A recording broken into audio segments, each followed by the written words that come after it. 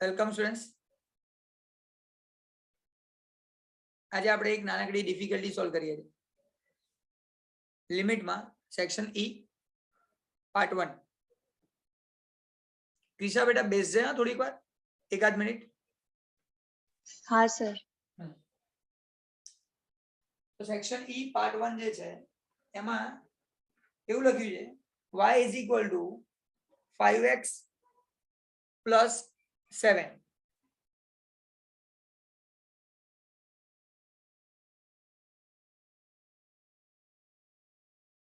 y is equal to 5x plus 7 અને નીચે લખ્યું છે x tends to 2. x tends to 2. આનો મીનિંગ થાય x ની વેલ્યુ 2 ની નજીક છે. x is nearer to 2. then prove it. સાબિત કરો. y tends to 17 17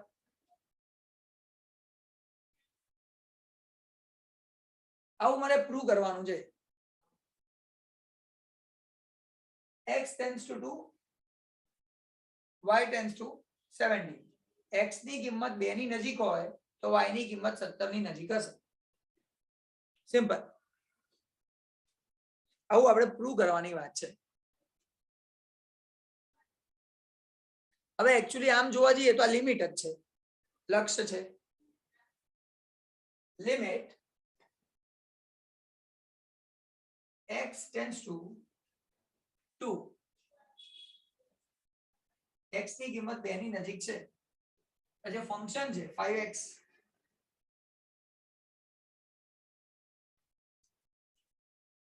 plus 7. આ ફંક્શન નું લિમિટ ફાઇન્ડ કરો, લક્ષ્ય શોધી કાઢો. હવે આમાં ડાયરેક્ટ પહેલા તો x 2 મૂકી દઈએ. 5 bracket 2 plus 7. 5 2 10, 10 plus 7 17. પતી ગયું. સમ 17 આવશે. મને ખબર છે y tends to 17. y ની વેલ્યુ 17 છે. તમારે સાબિત કરવાનું છે, પ્રૂવ કરવાનું છે. તો થઈ ગયું. ડાયરેક્ટ કરવું હોય પણ કોષ્ટકની રીતે, એટલે કે ટેબલ મેથડ થી કરવાનું. તો ટેબલમાં શું હોય તો સમજવાનું. x ની વેલ્યુ 2 નહીં લેવાની, x tends to 2, 2 ની નજીક લેવાની, nearer to 2 એમ. તો અહીંયા x ની વેલ્યુ 2.1 લઈ લઈએ. 2.1 5. હવે x ની જગ્યાએ 2.1 મૂકી દઈએ. 5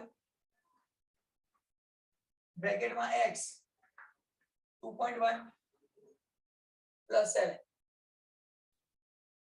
આ બંનેનું મલ્ટીપ્લિકેશન કરીએ, ગુણાકાર. 5 into 2.1 10.5 plus 7 17.5. તો આપણને આન્સર મળી ગયો 17.5. પછી 2.1 ની જગ્યાએ લઈએ 2.01, હજી નિયર લઈએ. તો અહીંયા x ની જગ્યાએ મૂકવાનું 2.01. 5 as it is, 7 as it is. 5 into 2.01 10.01. 10.05 હશે ને બેટા?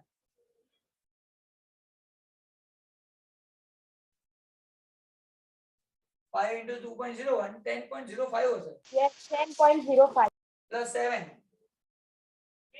17.0. 17.05. તો જો આ 17.5 છે, આ 17.05 છે, 17 ની નિયરર થયું. હજી આગળ જઈએ. 2.001 અહીંયા x ની જગ્યાએ પર 2.001 બ્રેકેટ ની બહાર 5 plus 7. આનું કરી લે 10.005 plus 7 એટલે 17.005. તો આન્સર 17 ની નિયર જતું જાય. આનાથી ઊંધું લઈએ. આ તો આગળ 2.1 છે, આ 2.1 થી પાછળ જઈએ તો શું થાય? તો પાછળની બાજુ જઈએ તો 1.9 થાય. તો x ની જગ્યાએ 1.9 મૂકીને જોઈએ.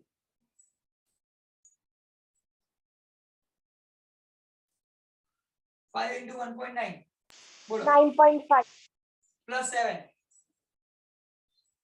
16.5. તો 16.5 થયું. હવે આ 1.99 લઈએ. તો અહીંયા લખવાનું 1.9 ને into 5 plus 7 9.95. plus 7 16.95. તો જો 16.95 એટલે 17 ની નિયર ગયો. આ 16.5 એટલે 17 થી પહેલા 0.5 પહેલા 16.95 એટલે હજી 17 ની નિયર ગયો. તો આ પ્રૂવ થઈ ગયું. when x tends to 2 y tends to 17. એટલે આનો આન્સર ડાયરેક્ટ લખાય 17 કે આ 17 ની નિયર જે 70 ની નજીક છે. આને કહેવાય ટેબલ મેથડ. નાના છોકરાઓની રીત. ખાલી શું કરવાનું હોય ટેબલ કે ને તો કોઈ ફેક્ટર વેક્ટર કશું નહીં, હવે પાડવાના જ નહીં. જે x ની વેલ્યુ આપી હોય અહીંયા એની નજીકની વેલ્યુ લખતા જવાનું એટલે કામ પૂરું થઈ કમ્પ્લીટ. સારું.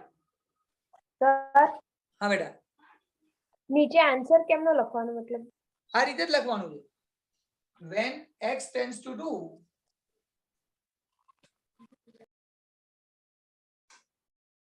x tends to 2 y tends to 17. જ્યારે x ની કિંમત 2 ની નજીક હોય તો y ની કિંમત 17 હોય. અને આ વસ્તુ સેમ ટુ સેમ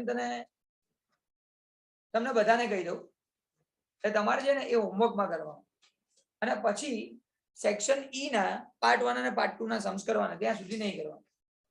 હું તમને બતાવું છું ક્યાંથી કરવાનું છે. પેજ નંબર 147 147 પાના પર ઇલસ્ટ્રેશન નંબર 5 ઉદાહરણ 5 6 7 8 9 આટલા આપેલા છે.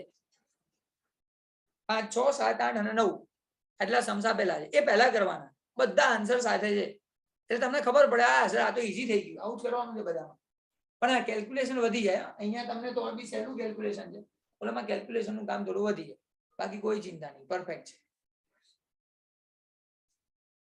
અને પછી તમારે સેક્શન ઈ નું પાર્ટ 1 અને પાર્ટ 2 કમ્પ્લીટ કરવાનું. ત્યાં સુધી એ ઇલસ્ટ્રેશન કર્યા વગર નહીં કરવાનું. તો અહીંયા હું લેક્ચરને ઓવર કરું છું કારણ કે મારે બીજો લેક્ચર પણ છે પાછળ. એ લોકોને મેં બહુ સમયથી લેક્ચર નથી લીધા, એમનો લેક્ચર ના બગડે એટલા માટે એમનો લેક્ચર રાખ્યો છે અને તમારો લેક્ચર અહીંયા ઓવર કરું છું. બાય.